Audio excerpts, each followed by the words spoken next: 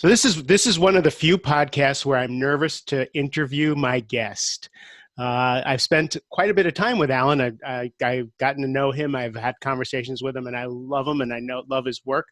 But Alan is the kind of person who you feel can see right through you. And since we're doing this on Zoom and I can see Alan, it must be nerve-wracking for me and everybody else who knows he knows how we think. He knows what makes us tick. So it's a little nerve-wracking to have an interview with someone like that. Alan Stevens, my guest, is an international profiling and communication specialist, thus knowing what makes us tick. He's worked with different clients like Disney Films and Gillette and the Australian Federal Police. He helps people understand how people work, profiling, and really helping them be better at their jobs, whether they're consultants, police officers, coaches, salespeople. It doesn't really matter. He works with all kinds of people. He's also the People Choice Business of the Year person of the year. Because of how he serves and what he gives. It's 10:30 at night right now in Australia, and he has spent the day helping people. He's so in demand, and now he's spending time with us. Alan, thank you for being here. Thank you very much for the invitation. I've been looking forward to it. So I'm going to get you to bed as soon as possible, but not until I extract some value for my audience here. So thank you for staying up and helping us. When we signed on together, you said that you were just finishing your day because so many people need help, and we're in the time of the COVID epidemic right now. We're kind of in week 9, week 10 here in the States. What are people asking of you? What are you seeing? What's keeping you busy? Well, let's quickly dispel one of the fears that some of the people might have about being profiled and being read. My whole business is about helping people to understand themselves better and therefore understand other people better and know how to change the way that they like to be spoken to match the way the other person needs to be spoken to so that they can build stronger relationships. And pretty much that's what I've been doing all day. Is with COVID, with the situation we've been through, excuse me, we've got people that are so isolated at the moment, all this physical distancing, and they've been using the term social distancing so much that now people are thinking that they're socially isolated, and they're not. There's a lot of opportunities for us to be more socially connected than we've ever been before. And so morning, noon. I am seeing and talking to more people than I have ever done in the past 9 weeks. So I totally understand that. Yeah, well, my days have definitely become a lot longer than what they were before.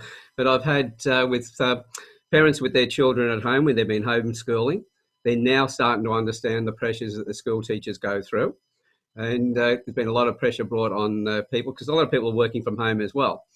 And they're getting stressed out because while they're trying to get some work done, they've got their children there as well. So being able to read their children, understand the way that they like to take information in, process it, the best way that they can set them up to do their homework, their schoolwork. And being able to talk to them in the right way is reducing a lot of issues between the parents and the kids. That's one of the areas I've been working with. And then with the isolation as well, we've seen a rapid increase, and not so much in Australia. We've been pretty lucky with the number of people we've lost because we've only lost about 102 people to COVID over the whole period. It's been we just passed 100,000. Yeah, and so you can see the difference in there. But our biggest issue over here is with the isolation that domestic violence has gone up quite dramatically, and suicides have gone up. So with that being the case, I also run a group called the Campfire Project, which is a safe place on Facebook, originally set up for men to be able to come in, give themselves permission to tell their stories, and we would keep it safe for them. And we've had women in there from day one, and it's been under the hashtag We Together that I created, which was about bringing men and women together to work through issues instead of it being separate groups like Me Too and Men Too. That yes, they do a lot of good, but the solutions they create today become the problems of tomorrow. Whereas we together, we work through those things. So I get a lot of calls from people working about through the issues with their partners, with the stress that they're going through. And that's where a lot of my work now has gone into with interviewing people on Facebook for that group. And then, through that process while they're telling their stories, also wherever possible, to help them find some solutions. And if I can read their face and understand them better, I can then ask those questions in a way that elicits an answer that they can better understand for themselves, and Yeah, therefore I they love that become their own your healers. work doesn't just help police profile criminals, No, right? It no. helps people with business, but it also, you have a whole program on your website for helping people in personal relationships. Which, by the way, this campfire, the campfire project, I'm going to put the link in the show notes so people can go Mm, and find that, because it is such a beautiful place and a safe place for people to express themselves, especially with this physical distancing. People do feel alone. Another that's thing it. that I'm seeing is people, now, as we open up our country, getting ready to go back to work, going back to work and dealing with their nervous systems of, should I wear a mask? Don't I wear a mask? Should I go to work? Don't I go Mm, to work? What's the political ramifications? Where am I safe? Where am I not safe? And I'm not used to being around other people's energy. Like, mm. just getting in the car is a new phenomenon now. Are you noticing some of that? Definitely. Here in Australia, if I went out, just to go shopping in the car, the lack of other vehicles on the road was quite obvious. So where you used to have busy, heavy traffic, we don't have it at the moment. So people just shoot out, get their shopping, and get back home again. So people are going to find it a bit of a challenge. There are a lot of people who have really enjoyed being at home, and there's about 60% of those that have been working from home don't want to go back to work. They want to work from home. They don't want to go back to the office. And so there's a lot of issues coming up there because leadership is not the highest in the industries that we see around. We've got managers more so than leaders. We've got Sure. people who micromanage their staff, and they're stressing out because they can't see their staff because their staff are working from home. So the big stress there is, how are we going to monitor the people if they continue working from home? And at the same time, people don't want to come back to the office. So there's a lot of issues that are coming up, issues that weren't there before, because that was the norm before, was get up in the morning, go to work, come home in the afternoon and go back in and do it the next day. But now we've had an opportunity to see a different side of life. And a lot of people have decided that's where they want to stay. It's also interesting because we're working. The studies here in the States is that we're working an average of like 3 hours more, because we're home and we're not separating from our Mm. work. So it's a really interesting phenomenon that we're going to be I think, working out for the next couple of years. Mm. And Yeah, commercial real estate is really reeling because the offices are going to close because people are going to change the way they do business. that's it. And a few people I've spoken to have complained that with their kids at home, they're putting in more hours. Working for longer periods with interruption to their children. But as I point out to a lot of them, what's their usual commute time to work? Quite often it's an hour, hour and a half. Mm, So there's 2 to 3 hours that they waste in traveling. So if they're putting an extra 2 to 3 hours into the working day, they're not putting any more time in from the time they leave home till the time they get home. So it's they're looking at, they might be working 8 hours. They're now working 11 hours, but they were traveling to work and the whole day took 11 hours anyway. But now they're around the kids. They don't realize the connection and the impact that's having on their children, because even if they've stressed with the children, at least the children got a connection that they mm. didn't have before when dad was never home or their mother were never home because they were both working. There's so many unintentional consequences, both positive and Mm, negative, right? Stressful and freeing. mm, It's going to be fascinating to watch things play out. One of the things that I think that is really unique about you, we talk with, in negotiation, in sales, in business, we talk about matching other people. We talk about, paying attention to the other people, seeing what, and we put them in boxes of types of mm. people. So if we have a controller, we meet them this way. If we have this kind of person, we meet them this way. Your work goes much deeper than that. You're not talking just about putting a label on someone and deciding to match that in some way. You really are about getting to know who that person is. That's right. Because all the different psychometric profiling I used to do in the past put people in boxes. Now, if you're using a system that's, say, got 16 different types, well, you're putting 7.7 billion people into those 16 different boxes. And I'm sure if we shoved all those people, just one of those boxes and looked at all the people in there, they'd be all arguing they don't belong in the same box, because we're all different. And where I profile somebody, yes, we need to put them in a box if we're selecting somebody for a job. If they're applying online, we have to sort of cull the numbers some way or another, because we can't go and check everybody out one-on-one.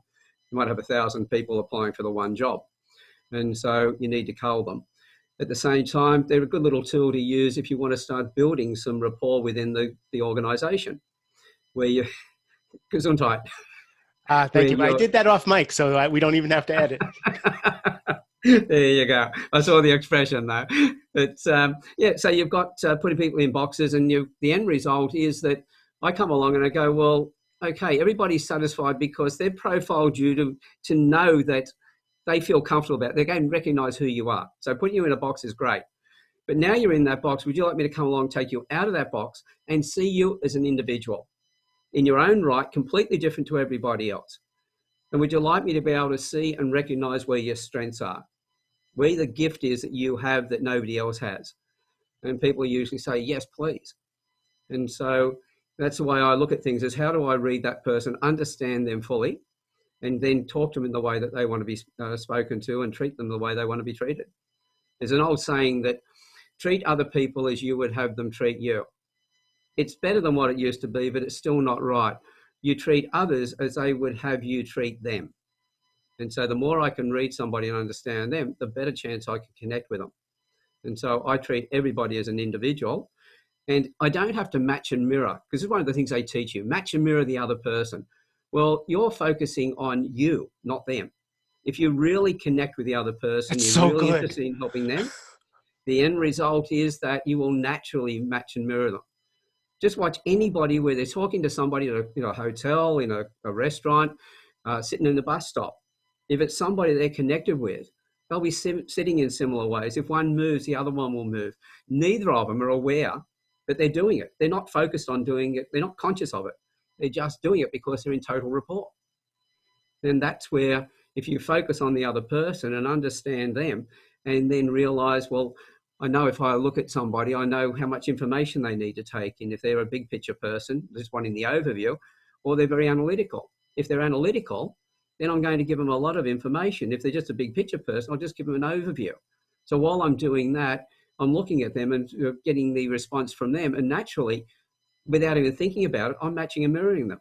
And they're picking that up and realizing that I'm not putting it on, I'm actually connected to them. And so How do you get people into the mindset of stop thinking about myself and learn the person I'm with? it's really simple. I just look at it and go, right, do you want to get results? And they go, yes, I do. It's like somebody says, right, I need more sales. I want to make more money. Well, if you go chasing sales and trying to make more money, you generally don't. You don't get them. But when you put the other person first, the end result is that you have a rapport with them. The only thing you've sold is yourself. They have recognized who you are. They've purchased you first of all, because nobody does any business with you if they don't know, like, and trust you. They build that, you built that rapport with them. Now you've got trust. I've never sold anything in my life, but people buy from me all the time, because once I built that trust and I've focused on what they need, my skills, I can structure those in a way that'll fit anybody's needs. So I'm not focused on selling myself. What I've got to offer. What I'm focused on doing is building that rapport with them, really focus on them to find out what they need, and the sale is virtually done. It's very apparent from the moment, like we're over Zoom, you know, thousands and thousands of miles away, and it's just so apparent that you care about me from our first Hmm. words, over video. It was apparent to me that you cared about me, and that goes a long way to know, like, and trust Hmm. uh, pretty quickly. So the question is, a lot of it sounds like service-led relationships, service-led. Uh, what's the distinction that you bring with learning to read people? Well, again, it's everything's service led. It's emotional intelligence. It's coming down to that level of connecting with the other person. It's not being a servant. A lot of people, when you talk about being service led, they think, oh, it's about being a servant. Not being a servant at all. But we all connect on the same level. If we can connect on, match somebody on their level, we will always do business with them. So as I said, I care about people. I want to make a lot of money, yes, but in that process, the only way I can do that is by looking after the other person. Put them first, it will come forward. Back in 2018, in February, I put a post up on Facebook. It was a picture of Richard Branson, a statement that said, look after your your employees and they'll look after your clients. It's that simple. And so I put up the statement next to it. If that was the case, then why is it 87% of people are disengaged in the workplace? That was the Gallup research from the Western world at that time. The end result was I got a lot of responses on there, and I had about 3,500 shares in 2 weeks. It just went berserk. And I then decided to put another one up a few months later, another picture of Richard. Customers don't come first, employees come first. Look after your employees and they'll look after your business. It's that simple. And I said, well, can it be that simple? And then I put up what take care of your employees means. The response I got back was so many employees whinging and complaining about their bosses, their businesses they worked with. It just showed how accurate that 87% disengaged employees figure was. But then I also had bosses who were fighting with each other, or company owners, one saying that you have to have customers before you have staff, and the other one saying you've got to have staff before you have customers. And the one who had to have staff before he had customers was a restaurateur. Of course you do. You can't open the doors without staff. The other one was a locksmith. And of course, you start your business as a single operator. And if you get good enough, you end up employing other people. But neither of them saw, they had blinders on. And then I realized a lot of management has those blinders. But it showed me after 100,000 interactions on those 3 posts in less than, it was before September, I couldn't believe the response. And I realized that this is where the problem is. There are so many people who are disengaged. Even the bosses. If you can connect with somebody, the first thing is it's something that hasn't happened to them for a while. If they're unhappy in their work, nobody's talking to them in the way in which they're enjoying it. The moment you start talking to them in the way that they enjoy, all of a sudden, you're seen as a long lost friend. You're somebody they want to spend more time with. I was working with a CEO, and his homework for several weeks was he needed to have 3 in-depth conversations about not about business with his people on his leadership team. He just needed to connect on that level and see what that brought. It was really a fascinating exercise. Yeah, well, there was, I heard tonight on one of the Facebook Lives I was on with some of the team, one of the gentlemen mentioned about an old boss he had. And this boss, before he went home every day, he would write a handwritten letter to each of his staff, he'd think to himself, who's done a really great job today? Who should I thank? And he wrote these letters and left them on their table. So the next day they came in, there was a letter sitting there for them. Anyway, he left that organisation. He actually went back and visited about 5 years later. And one of the ladies, right around her computer screen on a bulletin board behind her, were all of the letters he'd written to her. She still had them there for 5 years. The impact of just a kind word and treating somebody in the way that they want to be treated, this is how you make money. If you're focused on your money, focus on the people and you'll make a lot more money. A former boss of mine, the president of Network Appliance way back when, Tom Mendoza, used to leave voicemails. Every day he'd leave 3, 4, 5 voicemails for people. And, you would save that for years, those voicemails. And then if you got 2, it was just, it changed the game so completely. And that's it. So businesses is, you make that relationship. And the other thing I point out to people talk about, I've got to build my business relationships. There is no such thing as a business relationship because buildings don't talk to each other. It's the people in the buildings that talk to each other. So every relationship is a personal relationship. And when people start to realize that, especially managers, executives and everything else, then they will realize that the importance of personal relationships will all of a sudden dwell on them that, that includes my staff. It includes my suppliers. Everybody that I deal with, if I treat them as a personal relationship and I treat them with respect, then those people are going to remember me, especially when nobody else is treating them that way. And they're the ones if you've got a supplier, for instance, and that supplier, especially in the COVID times when they can't get supplies, but you need their supplies. If you just picked up the phone and rang them and said, look, I'm not ordering today. I'm just ringing up to see how you guys are going. What impact has this had on you guys? How are you surviving? Is there anything I can do to help? And next time you order something, if they're in short supply and somebody else is after the same things, guess who's going to get those supplies? So So, I'm doing the Snoopy dance on the top of my doghouse here, because you're just the things that you're speaking right now are just are what I try to bring to the world, and the leaders that I work with. Uh, the, so it's interesting because your expertise is mm, reading people, getting to know people, teaching people how to read people. mm, And the first thing you think of is you're on stage, and you're the mentalist. But what you're talking about is love, connection, mm, relationship. You're not talking about a parlor mm. trick. No. I'm so moved by it. So where is the specific, where's the flavor of what you talk about? Because again, all over your website, up on the screen is the art of reading people and all that. Where's the flavor that you're bringing to this? Well, one of the things I'm looking at doing at the moment is I realise there's virtually nobody else around the world. When I put this together, it was a number of different modalities, and I couldn't understand why the people who would create it, like the micro expressions, the facial features, how those people didn't realise that everything connected. And so when I put it all together, the enjoyment I have is this connects with everybody, regardless of their age. Where I make my money is with the corporate side. What I really enjoy is when I'm working with individuals and small businesses, because I can see the response and how fast they Mm. change. But where my real passion is when I work with parents with their children, when I work in education, because at the moment, the suicide rates, the depression rates, and mental health issues at the school age is shocking. Now, the highest rate of suicide, well, girls in around the age of 11 to 15, more than 5% will attempt suicide.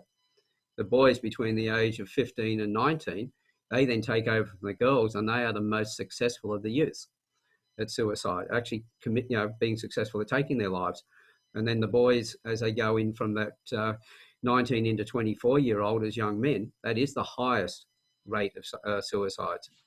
And so if we don't fix those problems there, those people grow up, they end up going into careers they don't like, they're not happy.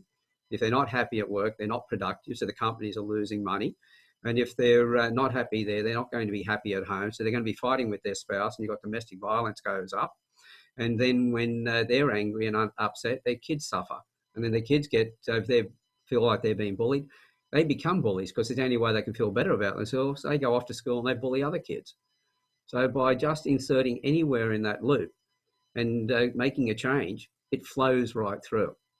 So, Well, so where were you? So when you're, I'm moved by this because, and I could almost start to cry talking about this. The reason for the Mastering Midlife podcast is because I found out that the fastest growing cause of death for people who look like me, in other words, middle age with a little gray, is suicide. Right, it's yeah. rapidly overtaking heart disease and all, like all this stuff. And when I hear about teenagers and when I hear about children, uh, it just breaks my heart. So when you're inserting yourself, when you're helping these parents talk to their kids, what are you finding? What are you finding are some of the keys to cracking that code, to cracking those relationships? Well, when I've got a parent who's worried about their child who's been diagnosed with autism or Asperger's and they're trying to medicate them because it's the only way to fit them into the system, I come along and I show them how their child likes to be spoken to, how they think and process. We look at where their real gifts are that they provide, because everyone's got a gift. And if you look at kids with autism and Asperger's, if you get past the fact that they're hyper and everything else, there's some really incredibly smart Mm. kids. Some of the things that they do, I couldn't even imagine doing. And so by having the parents realize that, all of a sudden the parent's talking differently to their child, the parent is happier themselves and the child responds. And I've had clients that, well, one boy in particular, I profiled him about 10 years ago when he was 6 years old. He's getting on to 16 now. The end result was I were able to reduce his medication over the following year. He was doing things that he was told he'd never be able to do at school, in presentations in front of the class and other things. And he's just flourished. And the relationship that he and his mother have, every time you mention young Jack, her face just lights up. And she talks about the wonderful relationship. And Oh, the fact that he's 6'4" at the age of 14, or 6'1", I should say, at the age of 14, he's a big boy. And so you can imagine what he was like if he would still be on medication, totally lost and hyper. There can be some damage there.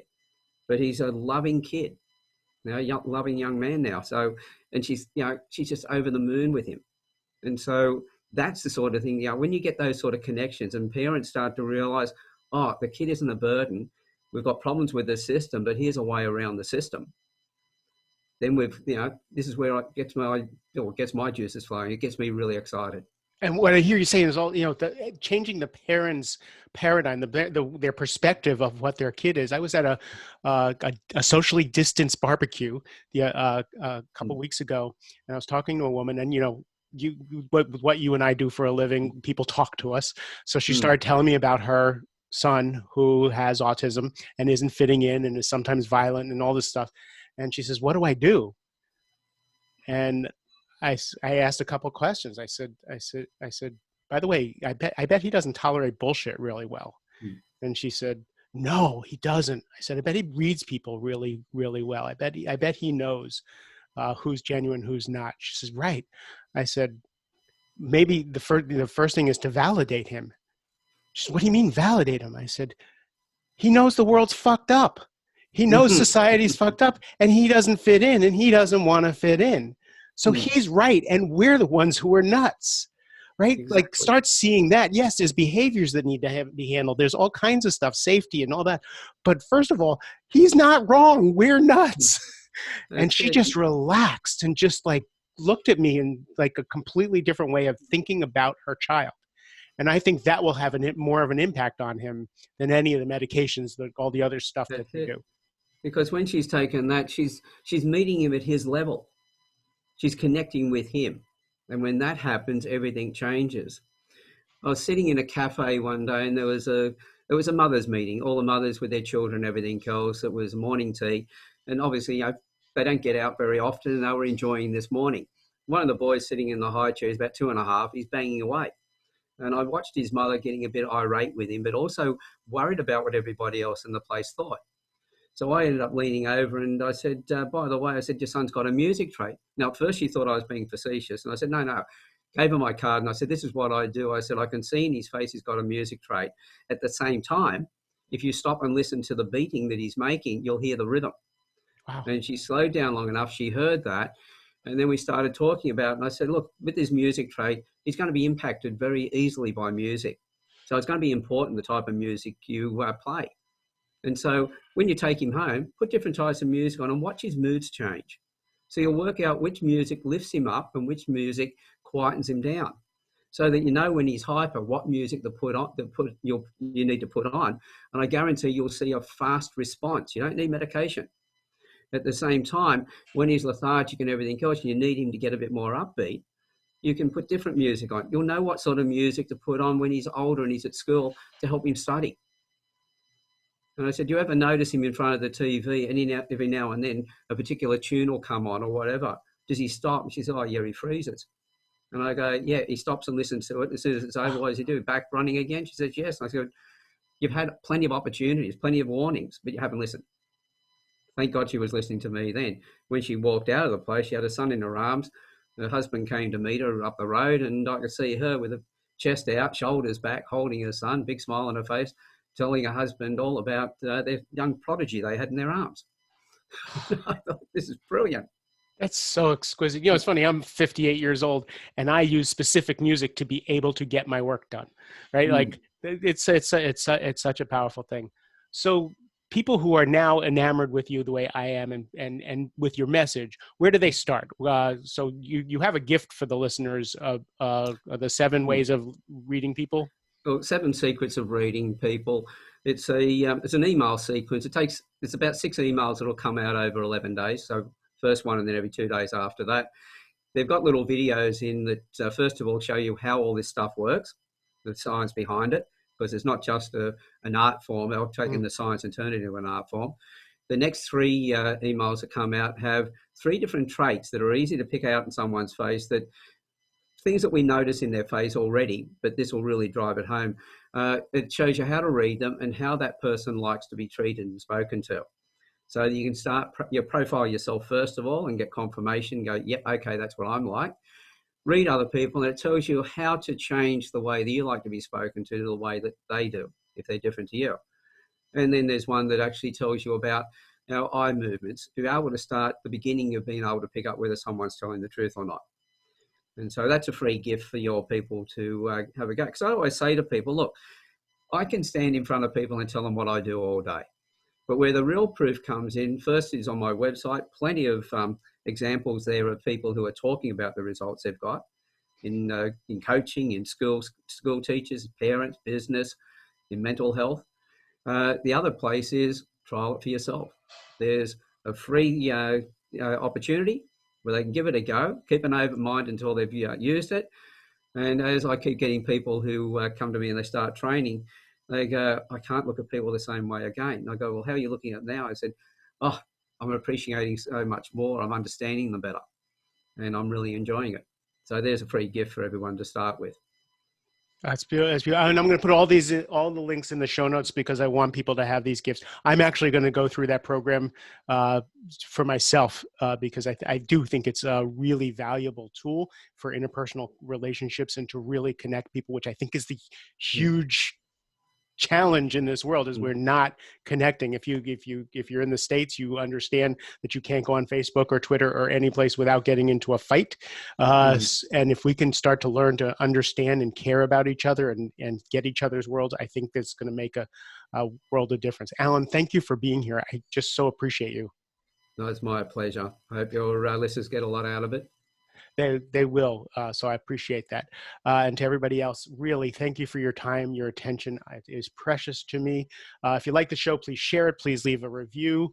I just love you. And as you go back into society during this COVID crisis, be kind to yourself and give everybody else a break because they're not doing so great themselves. I love you. Mm. Have a great rest of the day.